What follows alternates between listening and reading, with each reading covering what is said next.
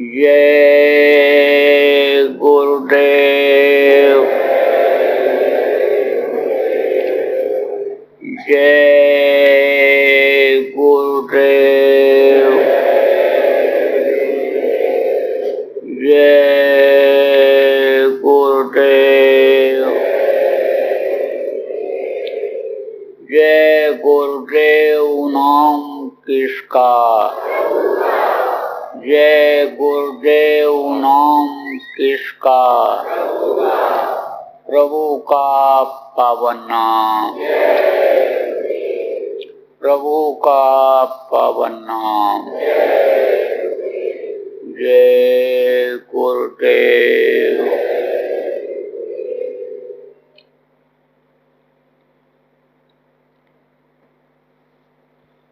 सतगुरु शांति वाले तुमको लाखों प्रणाम।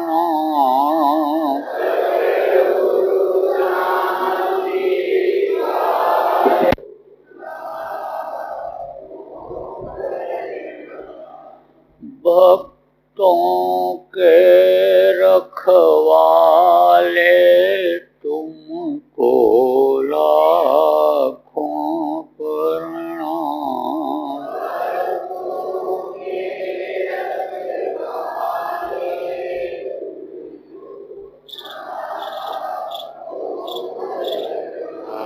सुतदारा परिवार हैं जितने,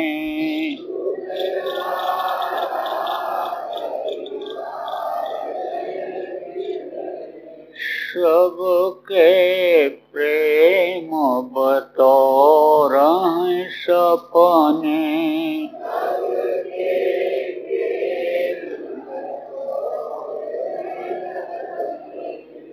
अंत समय कोई नहीं अपने,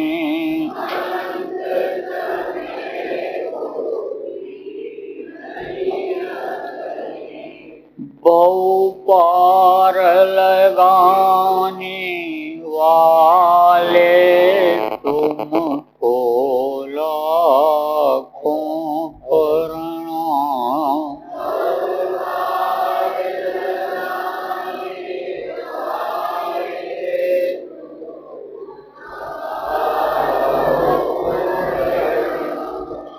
भक्तों के रखवाले तुमको लाखों प्रणाम।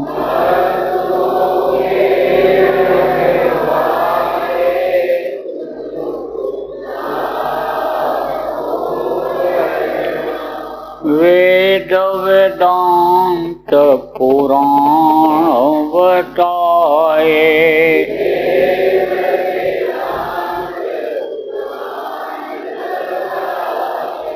सदाचार सत्संग गाए।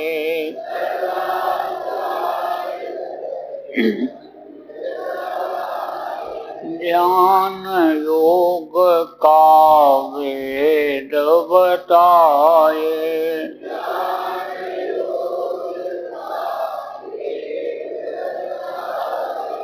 ज्योति जगाने वाले तुमको लाखों प्रणाम।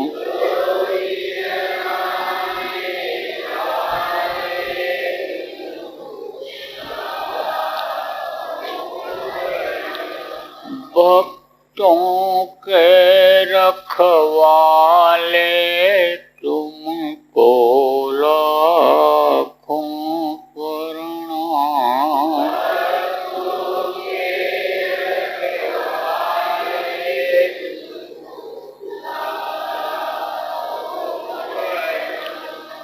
भक्तों पर हैं तुम्हारे लोचन,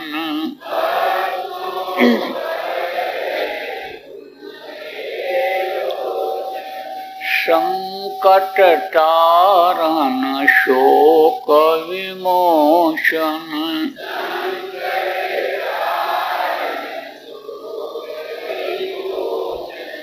गुरु तुम ही पापों के मोचन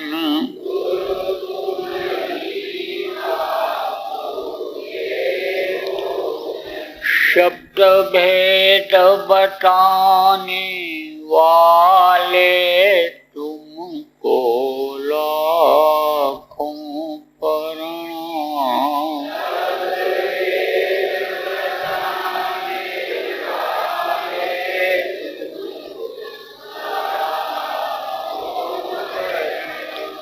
भक्तों के रखवाले तुमको लाखों प्रणाम।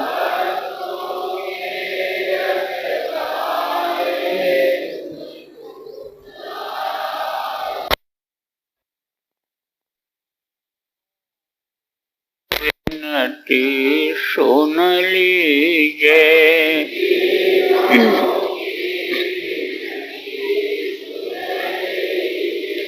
किंकर जानी कर कृपा कीजिए।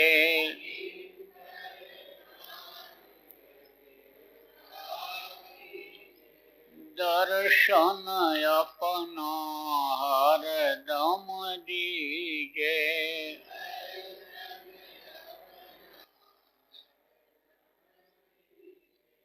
यम त्रास मिटाने वाले तुमको लाखों प्रणाम।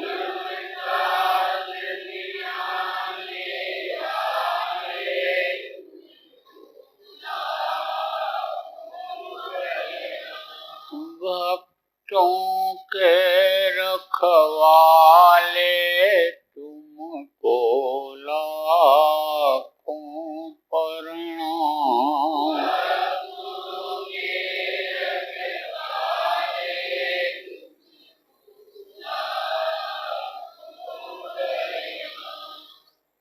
तुमको लाखों प्रणाम।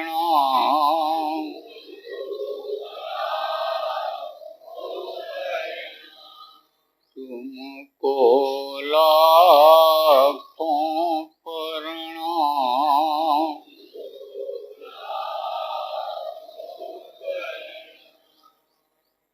जय गुरुदेव।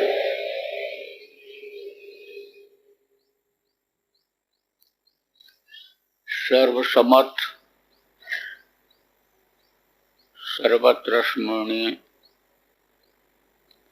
परम पूज्य गुरु जी महाराज, उपस्थित सभी सत्संगी धर्म प्रेमी बच्चों एवं बच्चियों, आज 28 अप्रैल 2022 वैशाख कृष्ण पक्ष त्रयोदशी सायंकाल के बेला आश्रम उज्जैन मध्य प्रदेश।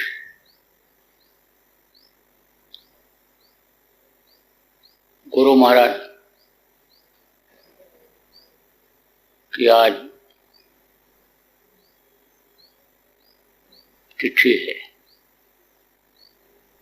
पूरी तिथि जिसको कहते हैं जो साल में एक बार होती है, वो तो अगले महीने में होगी, जिसको हम आप वार्षिक भंडारा के उपलक्ष्य में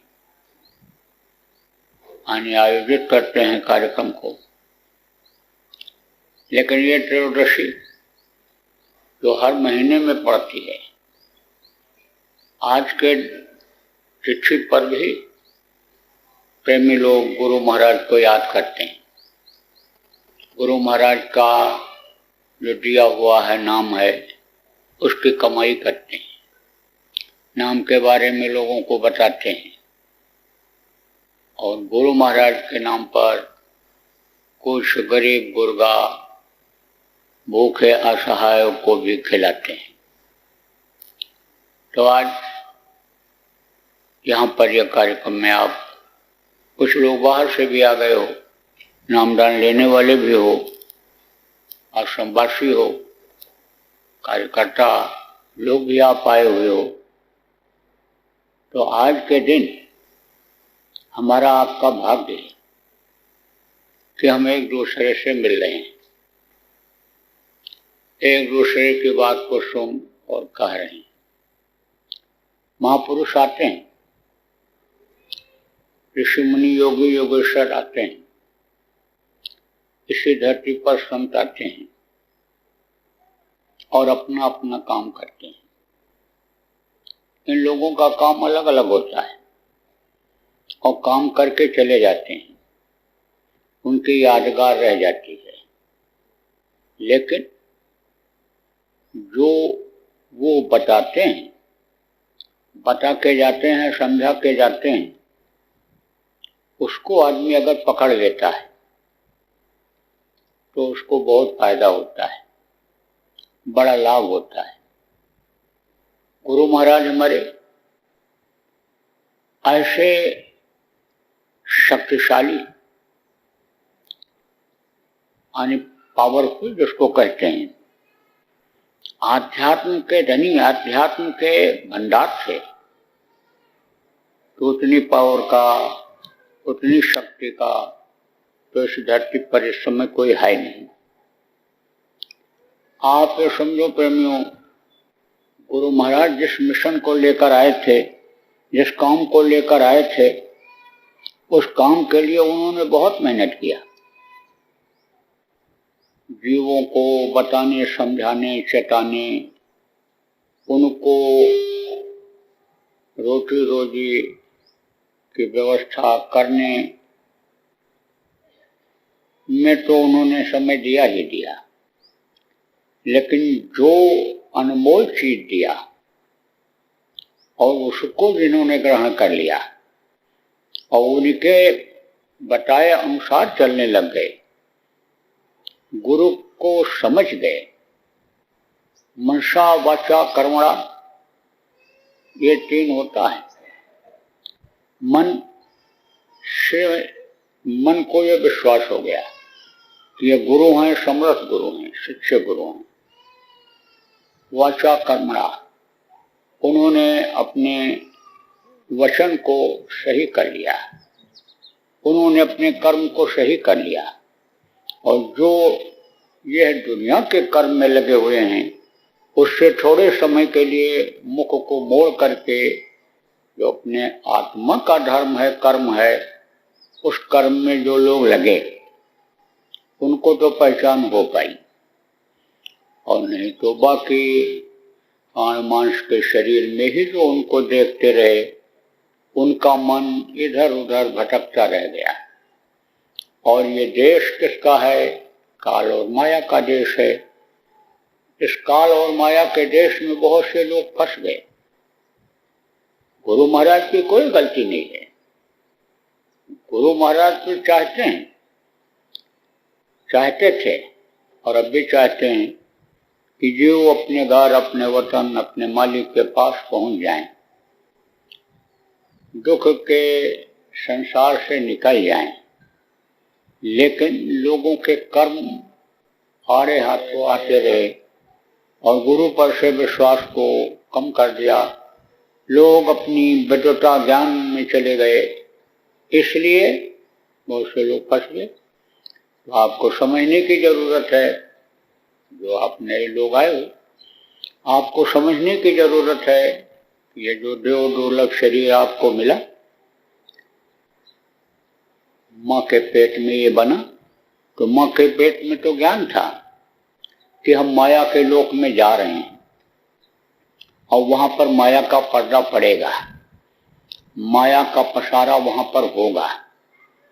लेकिन पैदा होने के बाद वो चीज गई भूल। जब बच्चा पैदा होता है तब उसको दुनिया का कोई ज्ञान नहीं होता है। ये पेट क्या है, ये शरीर क्या है? ये एक तरह से काल कोठरी है।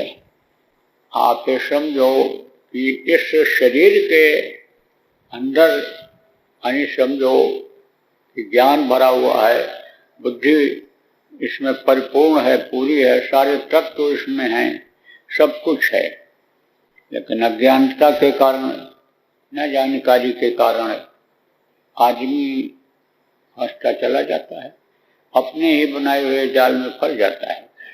तो जब पैदा होता है तब तो उसको, बच्चे को कोई ज्ञान नहीं रहता है कि पेड़ क्या है, पौधा क्या है। पैदा होते समय माँ का भी भान ज्ञान नहीं रहता है। वो तो जब उसको भूख लगती है और माँ दूध पिलाती है और उसके नाक में माँ का शरीर का गंध जाता है, तब वो माँ को पहचानता है, नहीं तो बाकी उसको कोई पहचान नहीं होती है। क्यों? क्योंकि वहां तो ये चीजें थी नहीं माँ के पेट में। अगर मनुष्य शरीर में नहीं आया है तो मान लो कहीं ऊपर के लोगों से आ गया तो वहां भी ये चीजें नहीं थी, तो ये चीजें तो थी नहीं, इसका ज्ञान वान यहाँ होता है।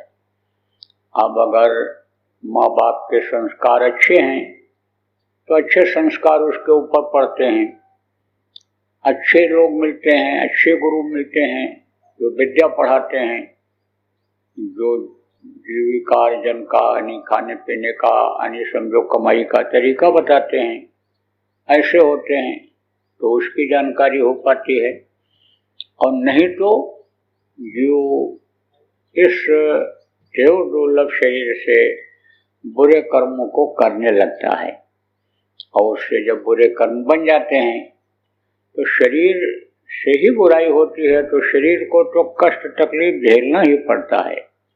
लेकिन शरीर के अंदर ही ये जीवात्मा है तो जीवात्मा भी तकलीफ पाती है, जीवात्मा भी रोती और चिल्लाती है कि देखो हमारी तरफ कोई ध्यान नहीं दे रहे हैं, और बड़े भाग्य मनुष्य तन पावा, बड़े भाग्य से ये मनुष्य शरीर मिला है। कोटि जन्म जब भटका खाया, करोड़ों जन्मों में भटकने के बाद एक बार मनुष्य शरीर मिला भी, लेकिन ये इसको बिठा गंवा रहा है, कुछ उपाय नहीं खोज रहा है, जीवात्मा दुखी रहती है।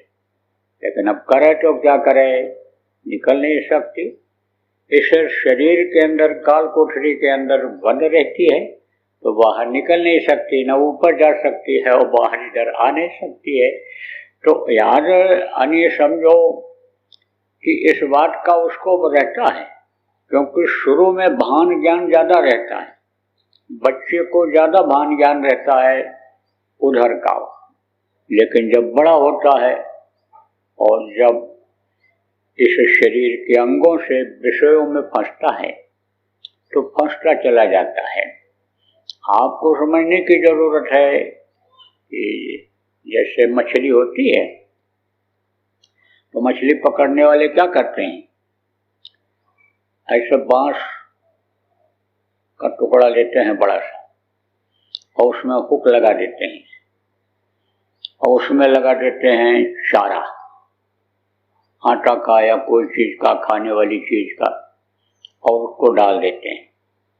वो पानी के नीचे चारा डूब जाता है, हुक भी वजन रहता है, उसी में एक और छोटा सा टुकड़ा बांध देते हैं,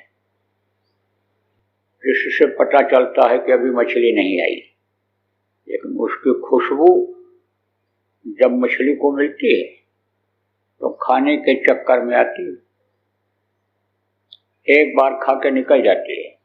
क्यों? क्योंकि चारा थोड़ा बड़ा रहता है, उसको स्वाद मिल जाता है, दोबारा फिर आती है और फिर मुंह फैला के दूर से पूरा चारा खाने लगती है।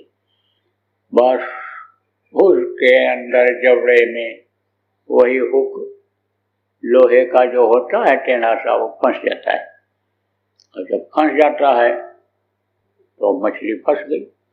कितना भी छटपटाए लेकिन वो गले से निकल नहीं सकता है, तो अब आप ये समझो, ऐसे ही जैसे मछली फंस जाती है खाने के चक्कर में, ऐसे आज के जीव भी फंस रहे हैं, खाने के चक्कर में फंस रहे। आप ये समझो दुनिया की दौलत, ऐश और आराम के चक्कर में फंस रहे। ये नहीं समझ रहे हैं कि ये सब एक यानी नाटक नौटंकी खिलौने की तरह से है। ये थोड़ी देर का है, सपनवत है। ये जैसे सपना होता है, थोड़ी देर के लिए होता है, चाहे रात में सपना हो जाए, दिन में सपना आ जाए, बैठे बैठे भी ऐसे सपने आ जाते हैं, लेकिन वो थोड़ी देर का होता है। इस चीज का आदमी को ज्ञान नहीं रहता है, ये स्वप्नवत है। महात्मा आते हैं, संत आते हैं, ज्ञान कराते हैं। आपको समझने की जरूरत है प्रेमियों कि यह जो दुनिया की चीजें हैं ये कैसी हैं। ये मिट्टी के घड़े की तरह से हैं। संतों की बताई हुई बातों को मैं बता रहा हूं, मैं कोई अपने मन की बात नहीं बता रहा हूं, लेकिन आपको सब बातें बता रहा हूं, याद करा रहा हूं कि ये घर है, मकान है, ये कोठी है, ये क्या है, मिट्टी के घड़े की तरह से है। जल जला आया, गिर गया। आप देखो, मिट्टी का ढेर लगाते हैं, सामान रखते हैं और बाढ़ आता है, बह जाता है। घड़ा अगर न भी टूटा, बहुत बचा के रखे, तो भी एक समय घड़े का ऐसा आता है जब ज्यादा दिन हो जाता है, जैसे शरीर बुढ़ा हो जाता है तो ज्यादा दिन होता है, तो आप तो समझो कि उस घड़े को लोग रख देते हैं। क्यों रख देते हैं? कहते हैं अब ये ठंडा नहीं हो रहा। उसके तत्व खत्म हो जाते हैं, कम हो जाते हैं। जो ठंडा करता है, पानी पिलाता है, कमजोर हो जाता है। जो घड़ा नया था उसको ऐसे पकड़ करके पानी भरा हुआ औरत उठा लेती थी, आदमी उठा लेता था, वो उठाते ही उसके ऊपर का हिस्सा उसके हाथ में रह जाता है, घड़ा नीचे गिरता है, टूट जाता है। इसी तरह से शरीर जब ये बुढ़ा होता है तो शरीर को लोग आराम के लिए बैठा देते हैं, लेकिन छूटता जरूर शरीर है। अब आप सोचो, सारी चीजें जो जुड़ी हुई हैं दुनिया की, घर मकान जमीन जायदाद, किससे जुड़ी है?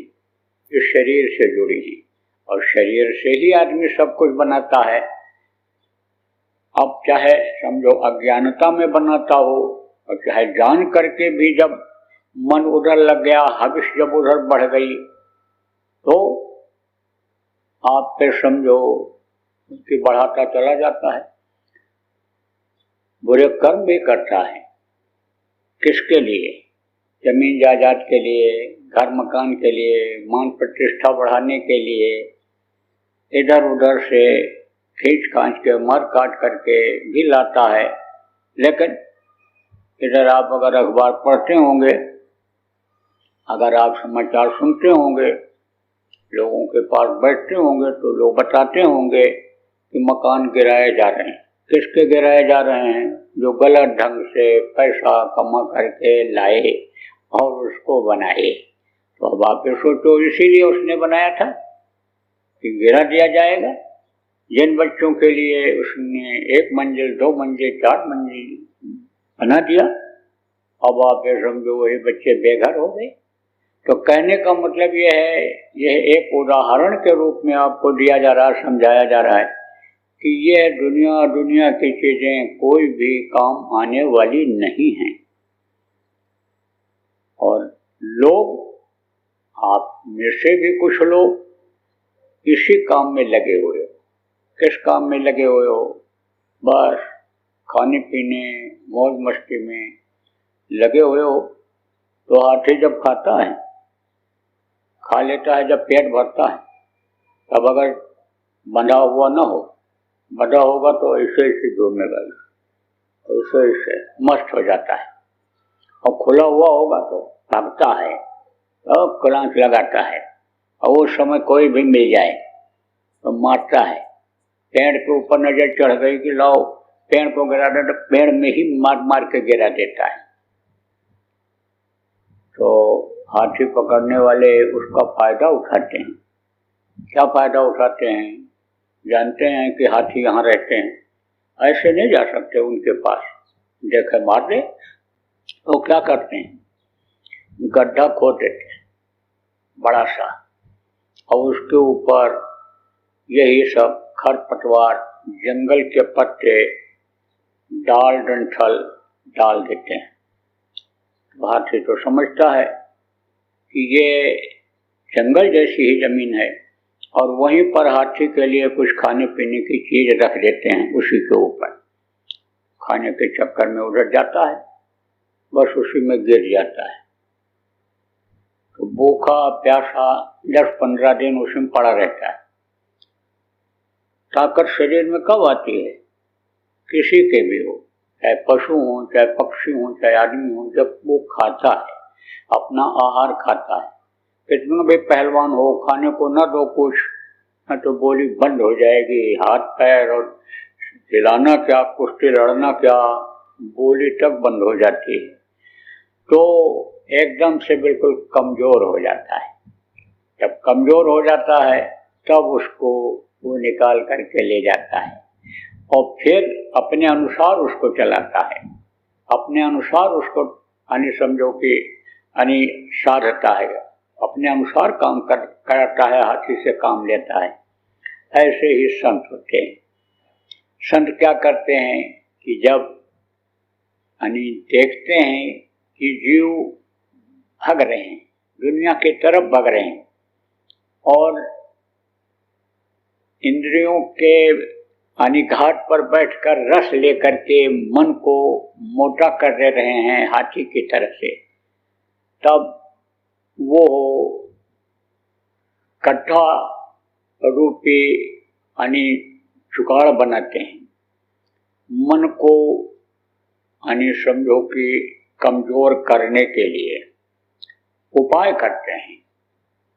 आप ये समझो कि जैसे शरीर से कर्म बनते हैं, तो कर्म जब शरीर से बनते हैं तो शरीर से ही सेवा करने से, भजन करने से कटते हैं।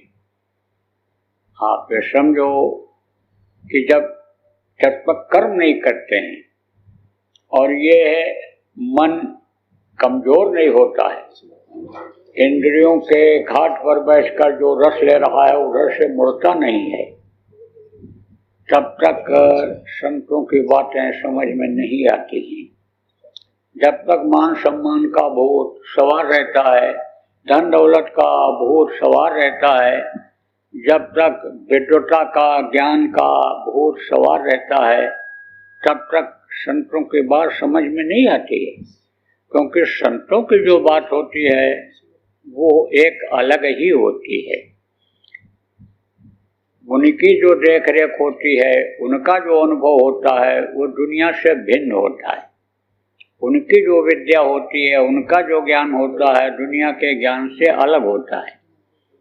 रहते तो इसी देश में हैं, इसी समाज में, इसी अन्य धरती पर, किसी भी देश में रहें, अन्न खाते हैं, पानी पीते हैं, सब कुछ मनुष्य शरीर जैसा ही टट्टी पेशाब करते हैं, लेकिन उनका ज्ञान और उनकी बुद्धि और जीवों को घर कैसे पहुंचाया जाए, ये उपाय अलग होता है। तो संत जीवों को समझाते हैं, बताते हैं, घर की याद दिलाते हैं, ज्ञान रूपी समझ लो कि गड्ढा में डाल करके, और फिर इस मन को कमजोर कर देते हैं, इंद्रियों की तरफ से हटा करके समझ लो कि फिर उधर लगाते हैं। तो जैसे देखो, शरीर कमजोर होता है, कोई बीमार हो गया या खाने को नहीं मिला, तो खाने के लिए अभी तो कहता है खाना दो, अभी तो कहता हम लाएंगे नहीं तो नहीं मिलेगा, अभी तो आदमी जो खाने के लिए ही सब कुछ कर रहा है, उसको अहंकार है, मेरे पास है।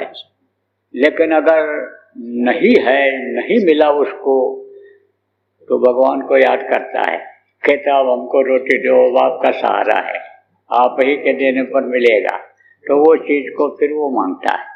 इसी तरह से समझो मन हो जाता है, मन कमजोर हो जाता है, और मन कमजोर हो जाता है तब संतों की जो युक्ति होती है वो काम में आ जाती है। तो फिर वो युक्ति बताते हैं, युक्ति बताते हैं और युक्ति बता करके इस जीवात्मा को अपने घर मालिक के पास पहुंचाया करते हैं जिस काम के लिए यह मनुष्य शरीर मिला है। तो देखो प्रेमियों, ऐसे बहुत से संत आए, गुरु महाराज जैसे हमारे संत आए, लेकिन वो गति जो गुरु महाराज के की थी, यानी वो पावर जो उनको सत्पुरुष ने दे रखा था, वो किसी के पास नहीं था, पहले भी नहीं था, आगे की बात तो नहीं कह सकता हूँ और इस समय भी नहीं है। गुरु महाराज ने पूरा अपने गुरु के आदेश का पालन किया और अकेले सक्षम होते हुए भी इस काम में, लेकिन गुरु का बराबर सहारा लेते रहे, क्योंकि गुरु के बगैर सहारा के और गुरु के यानी समझो बगैर यानी आदेश पालन के आदमी कामयाब नहीं होता है। आप ये समझो कि जब ये जीवात्मा निकल करके सतलोक में जाती है, वहाँ जब पहुँचती है तो वहाँ सारा भेद खत्म हो जाता है।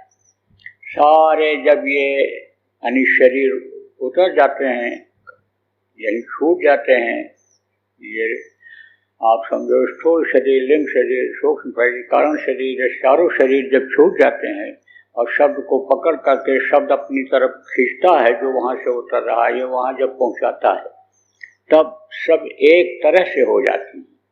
लेकिन वहाँ भी अन्य समझो कि गुरु को अगर याद करते हैं तो गुरु उसी रूप में भी मिल जाते हैं, ज्ञान होते हुए भी।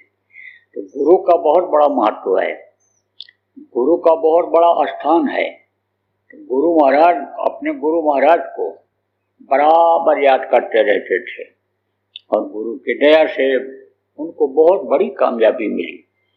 जो हम आप गुरु महाराज के शिष्य हैं, आप ये समझो कि आप ही अगर गुरु महाराज को याद करते रहोगे और गुरु महाराज के बताए हुए रास्ते पर उनकी दया ले करके चलते रहोगे, उनके बताए नियम कानून का पालन करते रहोगे, संयम और नियम का पालन करते रहोगे, तो इसमें कोई राय नहीं है कि दोबारा फिर आपको इस दुनिया में आना न पड़े। निकल जाओगे, इसमें दो राय नहीं है कि आप अपने घर न पहुंच पाओ, आपको फिर दोबारा यहाँ आना नहीं पड़ेगा। लेकिन जब विश्वास में कमी आ जाती है तब यानी समझ लो कि आदमी का मन भटक जाता है, इधर उधर माया भटका देती है। अब ये विश्वास में कमी कब आती है? विश्वास में कमी तब आती है जब इधर उधर से कहीं से खान पान गलत हो जाता है, तब विश्वास में कमी आती है। कब चाल चलन बिगड़ जाता है? जब खान पान गलत हो जाता है। इसीलिए बराबर निरख और परख करते रहना चाहिए। मान सम्मान का भूत, धन दौलत कमाने का भूत, प्रतिष्ठा बढ़ाने का भूत कब सवार होता है? वही जब यानी समझो जो अन्न जल संग का असर होता है वो आ जाता है। तो बराबर परमार्थियों को इससे बचना चाहिए। कैसे बचा जाए, क्या किन किन चीज़ों से बचा जाए, ये बातें आपको जो पुराने लोगों सत्संगों में बताया जाता रहा है। पूरा आदेश का पालन करेंगे। देखो हम आदेश का पालन करते हैं और बाकी सब सौंप देते हैं गुरु महाराज पर। गुरु महाराज की दया से ही हम सब कुछ करते हैं। हमको आप कुछ भी कह लो, लेकिन हम तो अपने को उनका मुरीद, उनका भक्त, उनके लिए एक नाचीज ही अपने को मानते हैं कि हम उनके सामने नाचीज हैं। गुरु महाराज के आदेश का पालन करूंगा आपको प्रेम। अब आप जो नए लोग आए हो, पूरी बात भले इसको न समझ पाए हो, तो आपको मोटी मोटी बात मैं समझा देता हूँ। देखो प्रेमियों, ये मनुष्य शरीर जो आपको मिला है भगवान के प्राप्ति के लिए मिला है, भगवान का दर्शन करने के लिए मिला है। अब भगवान के दर्शन का उपाय अगर आपको नहीं मिलेगा तो दर्शन नहीं हो सकता है।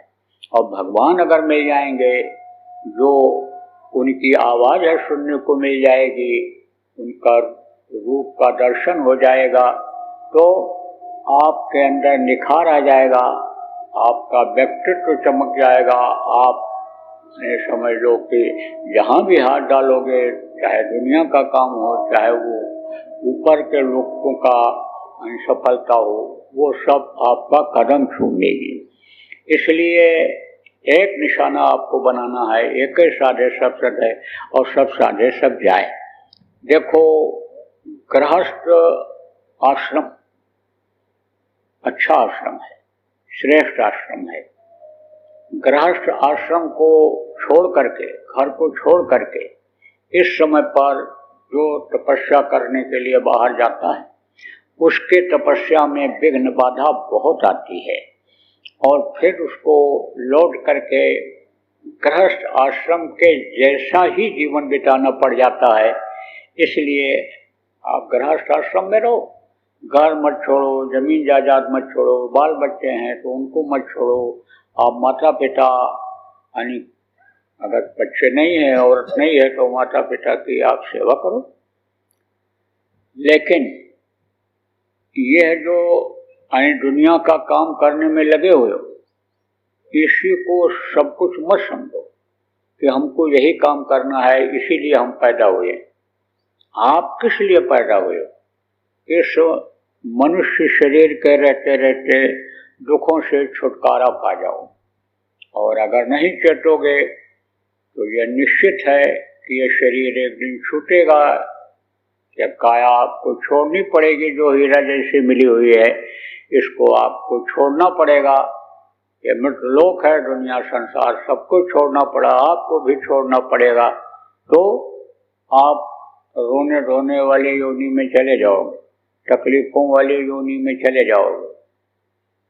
पशु और पक्षियों को देखो इस समय कितनी तकलीफ है। कहाँ? जहाँ पानी की कमी है, और जहाँ पानी है भी और कोई ऐसा दयालु नहीं है कि पानी का इंतजाम कर दे, तो ये बेचारे प्यास से रह जाते हैं। आप ये समझो, प्यास से भी तड़प के मर जाते हैं। आप देखो कि जिन स्थानों पर अन्न की कमी है, फल नहीं होता है, बहुत पानी की कमी है, वहाँ भूख से भी अकाल मृत्यु इनकी हो जाती है।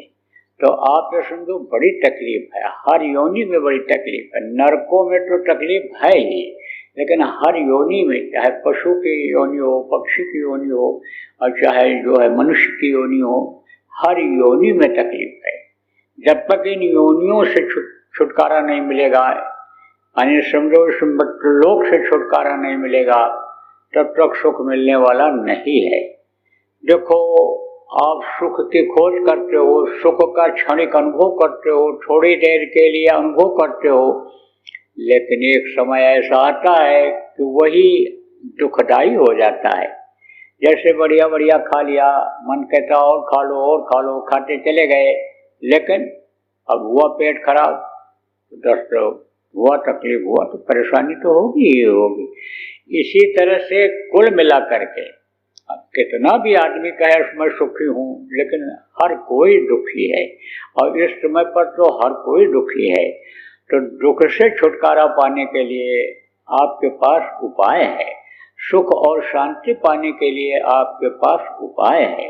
इसी मनुष्य शरीर में आपके ऐसा रास्ता है कि जिससे आप दुख को छोड़कर सुख की तरफ बढ़ जाओ, अंधेरे को छोड़ करके आप उजाले की तरफ चले जाओ। वो रास्ता इन्हीं दोनों आंखों के बीच में है। यहाँ पर ये जीवात्मा बैठी हुई है, जिसको आज्ञा चक्र कहते हैं, पिंडी दसवां द्वार कहते हैं, तीसरा तिल कहते हैं। वहीं पर ये जीवात्मा बैठी हुई है जो इस शरीर को चलाती है।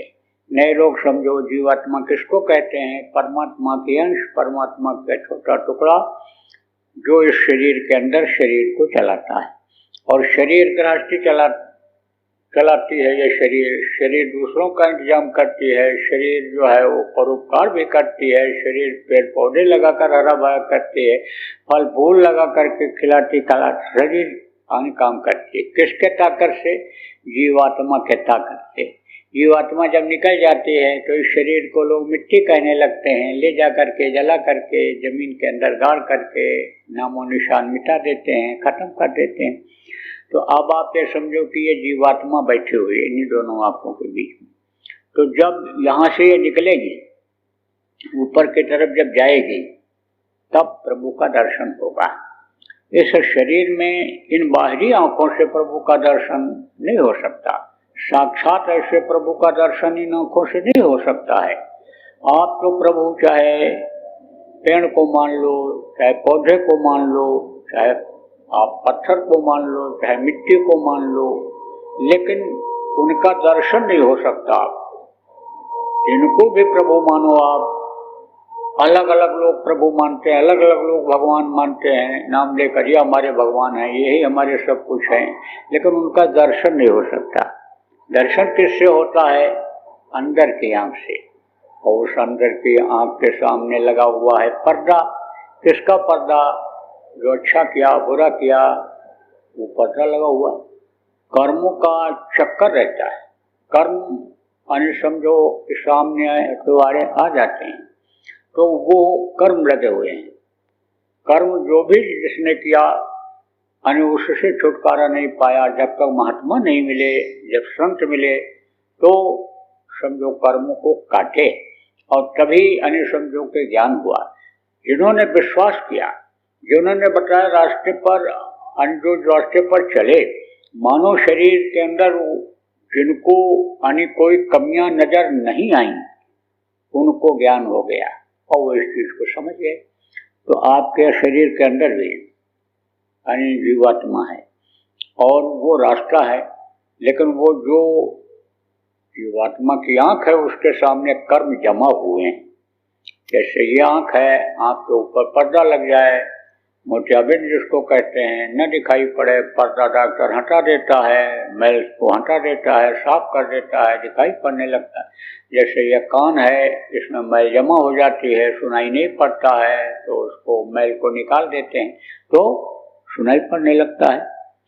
अब कौन निकालता है? जो जानकार होता है, डॉक्टर होता है, वो निकालता है। पहले के समय में संयम और नियम का पालन जब लोग करते थे, मैल नहीं जमा होती। मोटी बात आपको बताऊं, नाभि में तेल डालते रहो तो मैल नहीं जमा होगी, मैल निकल जाएगी।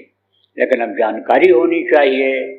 इन सारी जानकारियों को कौन देता था? जिन्होंने गृहस्थी को बनाया था, गृहस्थ आश्रम का जो नियम कानून बनाया था सुखमय जीवन के लिए, उनके पास जब लोग जाते रहते थे, महात्माओं के पास जब लोग जाते रहते थे, तो कान साफ हो गया, बाहर की आवाज सुनाई पड़ने लग गई, आंख साफ हो गई तो बाहर की चीजें दिखाई पड़ने लग गई। ऐसे ही जब कर्म साफ होते हैं, गंदगी अंदर की साफ होती है, मैलाई जब साफ होती है, मैलाई जब कट कर जाए, मैलाई जब कटती है तब अंदर की आंख खुलती है, जीवात्मा की आंख खुलती है। तो जीवात्मा के आंख से ही अन्य देवी देवताओं का दर्शन हो सकता है। भगवान प्रभु अल्लाह ताला, पाक परवरदिगार, गॉड जिसको कहते हो, उसका दर्शन हो सकता है। तो कब होता है? कि जब कोई जानकार मिलता है। तो जानकार कौन होता है? जिनको संत सदगुरु कहा गया, समर्थ गुरु कहा गया, जिनको सच्चे गुरु कहा गया, वो मिलते हैं। वो कौन होते हैं? वो जानकार होते हैं, रास्ते के जानकार होते हैं, रास्ते पर चलाए हुए होते हैं। बराबर ऊपर वाले की दया उनके ऊपर होती है, दया लेते रहते हैं जो बराबर, वो रास्ते के जानकार होते हैं। जैसे हमारे गुरु महाराज थे, रास्ते के जानकार थे, रास्ता बताते थे, कराते भी थे। आप ये समझो कि कर्मों का इतना जटिल विधान बना हुआ है और कर्म इस तरह के हैं कि उसको जो करता है किसी भी जन्म में, उसी को काटना पड़ता है। तो उसके लिए युक्ति बताते हैं। और ये काल का देश है, पावर यानी समझो इस्तेमाल न करने का उसने प्रार्थना कर रखा है कि पावर का इस्तेमाल करके जीवों को नहीं ले जाएंगे। युक्ति बता करके, उपाय करा करके, मदद करके जीवों को ले जाएंगे, इसलिए करवाते हैं और करना ही पड़ता है। तो आप फिर समझो भजन ध्यान सुमिरन तो गुरु बताते हैं, गुरु महाराज ने बताया, उसको करना ही पड़ता है। अब गुरु के आदेश का पालन मैं करता हूँ, मैं तो गुरु का गुलाम। गुलाम किसको कहते हैं? जो कोई इच्छा नहीं रखता है, उसका मालिक जो चाहता है वही वो करता है, जो वो खिलाता है वही खाता है, जहाँ रखता है वहीं रहता है, जो करवाता है वो करता है। जिसको कोई ख्वाहिश इच्छा नहीं होती है वो होता है गुलाम। तो मैं तो गुरु का गुलाम हूँ, तो मुझे तो बताना है, आदेश का पालन ही गुरु भक्ति होती है। तो गुरु भक्ति तो करनी ही करनी है, क्योंकि गुरु से यही सीखा है कि गुरु भक्ति पहले करे पीछे और उपाय, बिन गुरु भक्ति मोह जग कभी न छूट हो जाए। मनुष्य शरीर में होने के नाते गुरु भक्ति अगर न की जाए तो समझो कि यह मोह में जीव फंसता चला जाता है।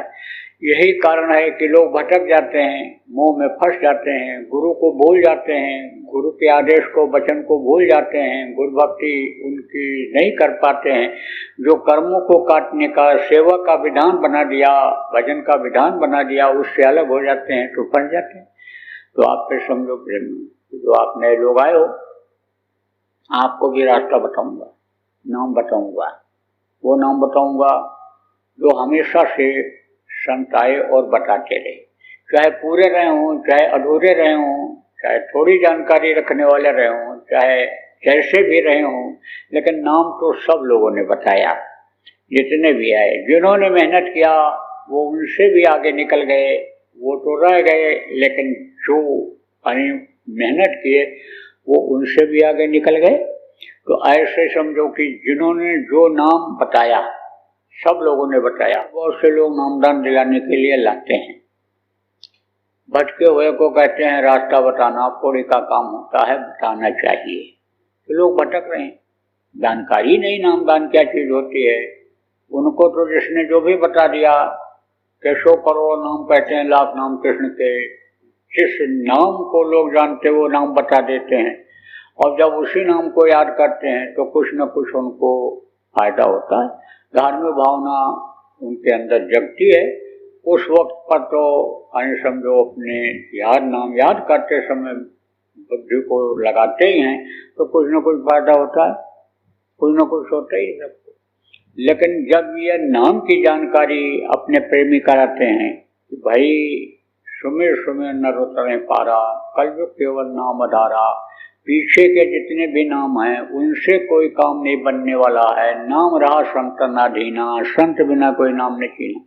जब समझाते हैं तब नाम की इच्छा लोगों की लेने की जग जाती है। और नाम की कमाई करने पर, नाम जपने पर क्या फायदा होता है, ये तो जब करते हैं तब पता चलता है। तो आपको कोई लाया होगा, बताया होगा, अब जब इसको करोगे तब आपको फायदा होगा। यह संकल्प जब बनाओगे, इतनी भी विघ्न बाधा आएगी, लेकिन हमको विश्वास के लिए करते रहना है, छोड़ना नहीं है। तो आप ये समझो आपको ये नाम फलदायी हो जाएगा।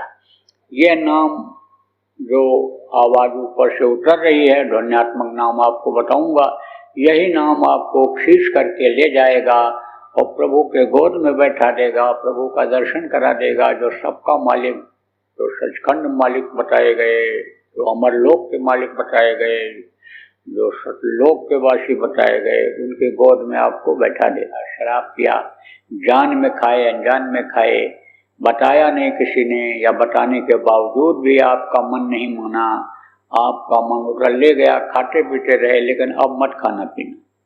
जीव हत्या होती है इसमें, और जीव हत्या का बहुत बड़ा पाप लगता है, और उस पाप को भोगना पड़ता है।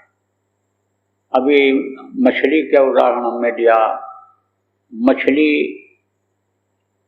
के जैसे गले में फंसता है ऐसे ही भर रह जाते हैं।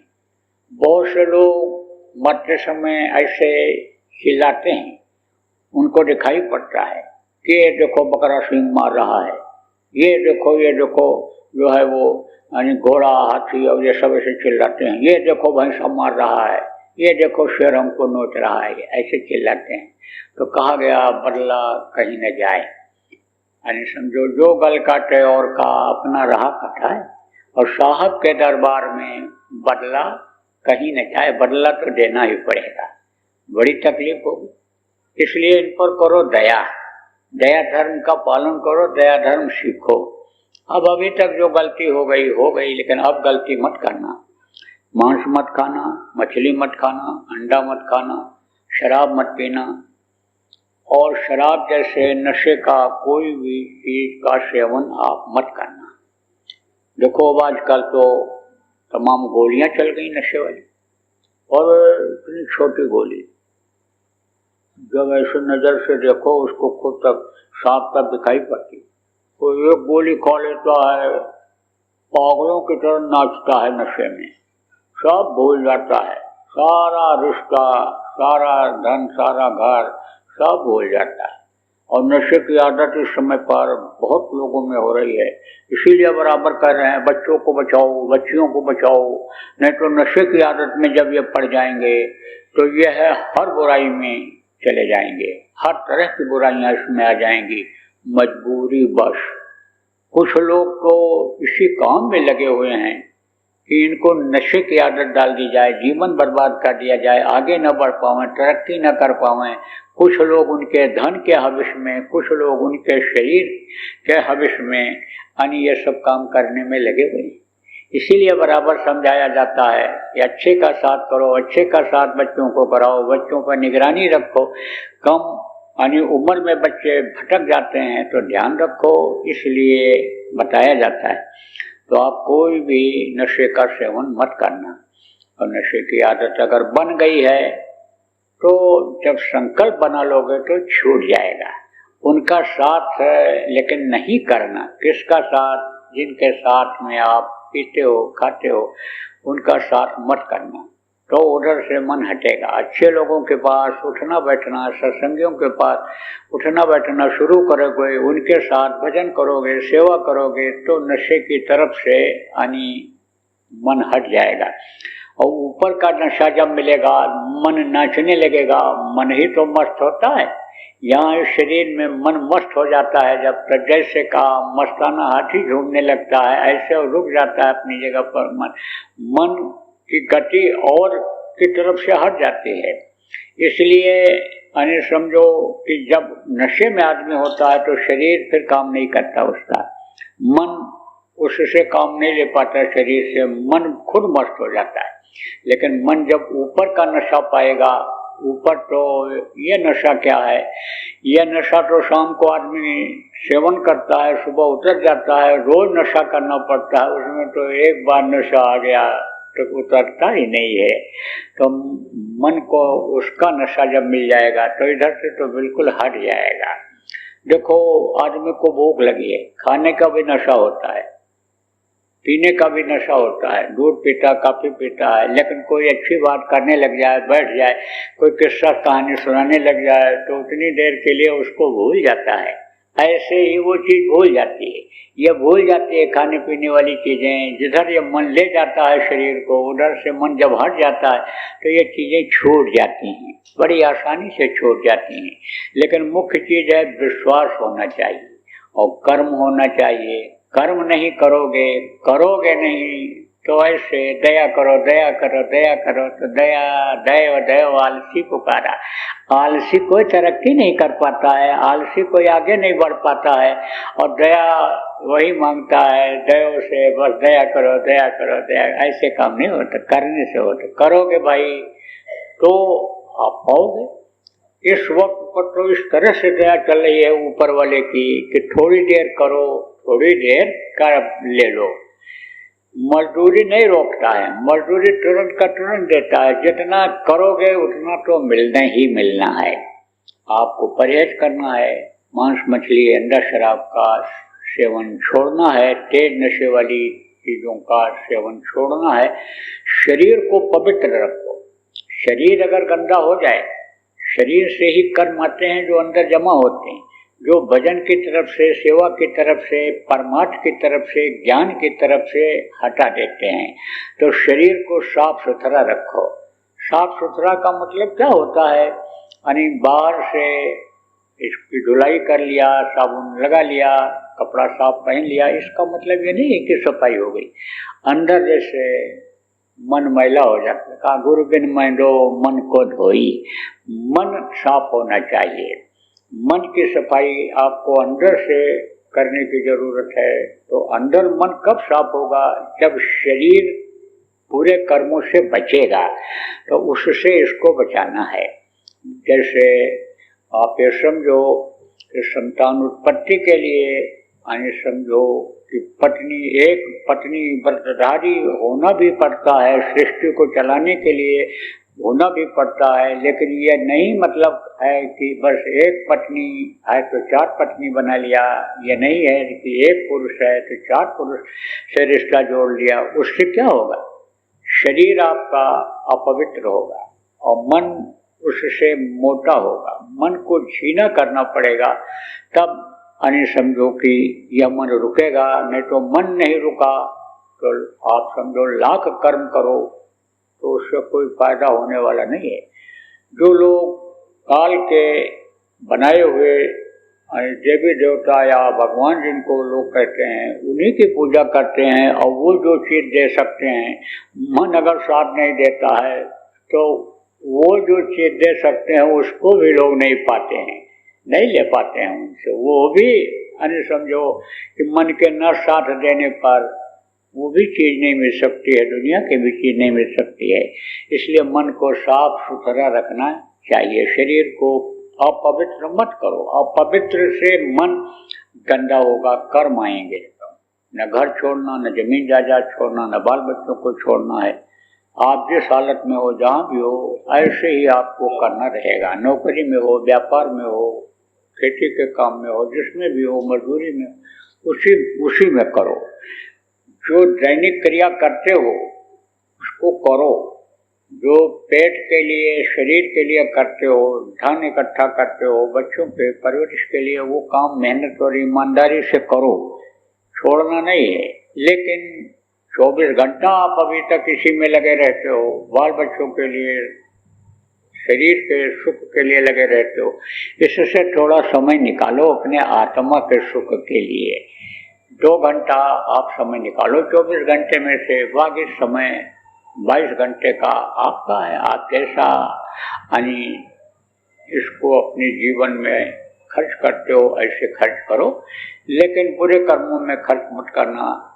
खान पान यानी समझो इस खराब करके यानी कर्मों को मत खराब करना, ये जरूर बता रहा हूँ।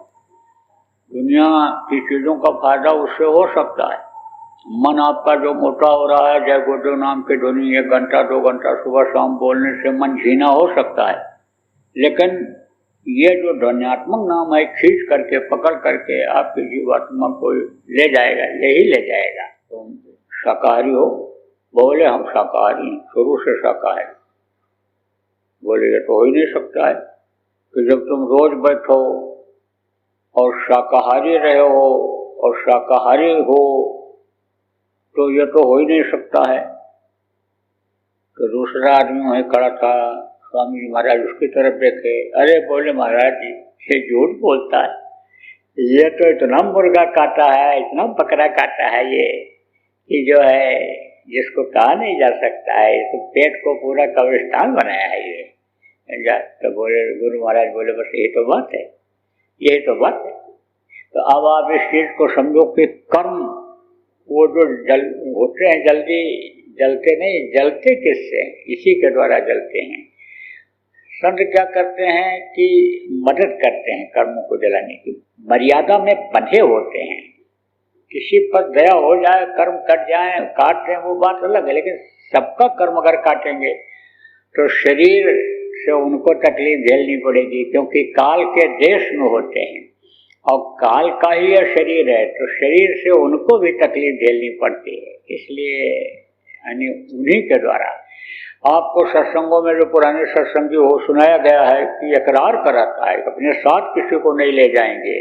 आप पुरानी बातों को उनको नहीं याद रखेंगे, वो मांगा कि उनको पूर्व जन्म का याद न रहे और जो जिसमें रहे उसी में खुश रहे। तो जो आदमी है वो उसी में मस्त है, जहाँ जिसमें है उसी में मस्त है। तो ये वरदान मांगा था, तो कैसे मर्यादा का उल्लंघन कर सकते हैं। गुरु महाराज जैसे हमारे समझो कि बहुत पावर में थे, बहुत कुछ करते हैं, लेकिन जिसने गुरु महाराज के लिए थोड़ा भी किया, गुरु महाराज ने उसके लिए बहुत ज्यादा किया। अब उसके कर्म न सुधरे, वचन को न पकड़ पाया तो भटक गया। बहुत लोग भटक रहे हैं, अब भी भटकते चले जा रहे हैं जब वचनों को छोड़ दे रहे हैं गुरु महाराज के। तो प्रेमियों, आप जो है अभ्यास जरूर करना और आप बुरे कर्मों से बचे रहना। अभ्यास करोगे तो देखने में कोई दिक्कत नहीं है, मालिक दया करेगा। सब बहुत लोगों पर दया करता है तो आप पर भी दया करेगा। तो बैठ जाओ थोड़ा ध्यान पे, पुराने लोग भी बैठ जाओ, क्योंकि आज ज्यादा समय आपको नहीं मिलेगा, सत्संग में समय निकल गया। बैठ जाओ।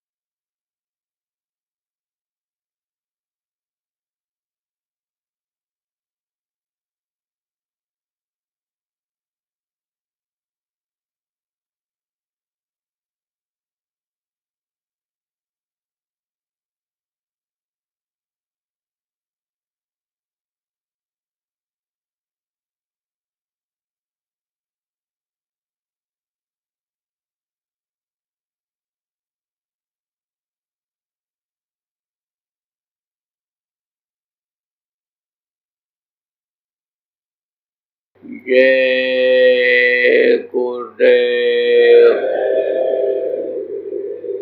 जय गुरुदेव, जय गुरुदेव। नाम किसका? प्रभु का पावन नाम। जय गुरुदेव।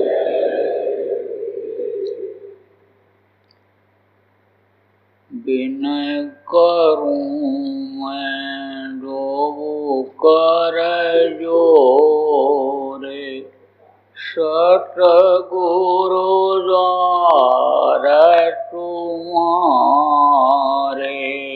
विनय करूं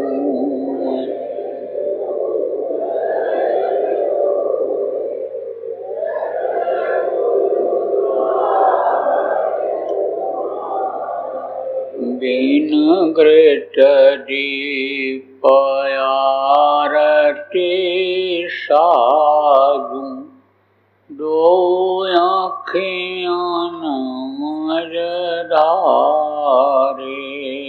बिन घृत दीप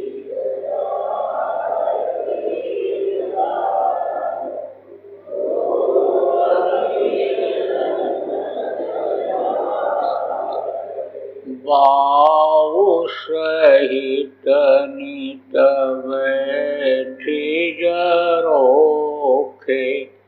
जो हत प्रियतम प्यारे।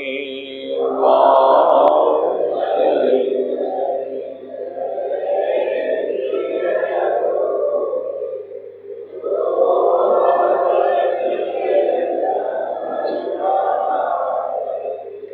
पगध्वनि सुनो श्रवण अपने, मन के काज विसारे।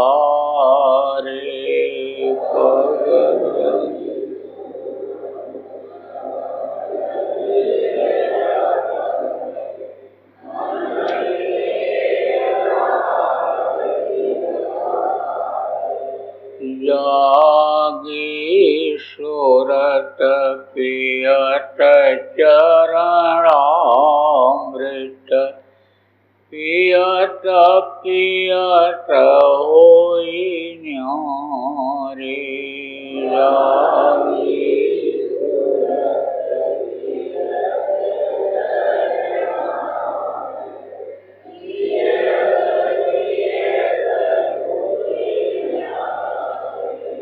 घंटा शंख मृदंग सारंगी बंशी वीण सुनारे घंटा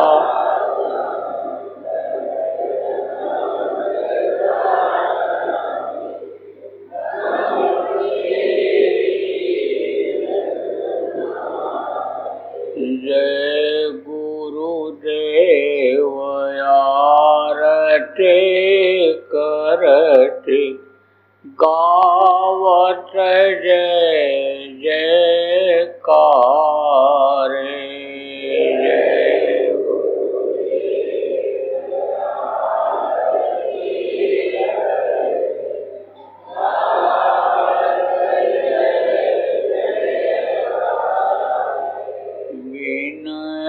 करूं मैं कर जोरे सतगुरु द्वारा तुम्हारे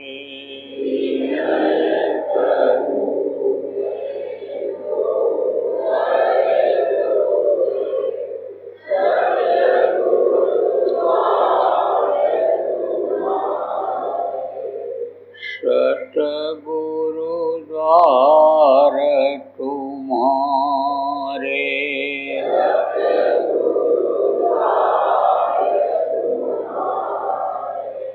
दाता द्वार तुम्हारे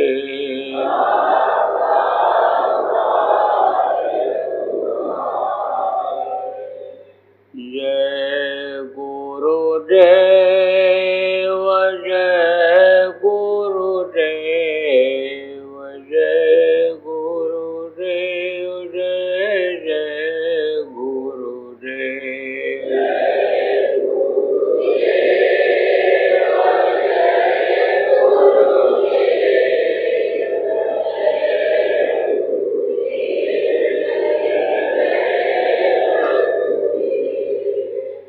जय गुरुदेव जय गुरुदेव जय गुरुदेव जय जय गुरुदेव